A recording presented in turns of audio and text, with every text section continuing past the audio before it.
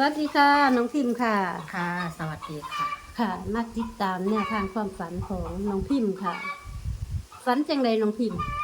ฝันเห็นยาที่ไปเล่นน้ำเพิ่นเสียชีวิตน่ะค่ะแล้วเดี๋ยวนี้เพิ่นก็ยังมีชีวิตอยู่เด้อค่ะยาในหมู่บ้านนี่ล่ะค่ะมักไปเล่นน้ำเพิ่นนาค่ะค่ะฝันว่าเพิ่นเสียชีวิตบ้านนี้ลูกหลานนั่นไห้กอดกันนะค่ะค่ะไห้ห้องฮู้ห้องไห้แต่ว่าบ้านได้จัดงานแล้วค่ะแบบว่าเหมือนกำลังเตรียมงานน่ะค่ะค่ะไห้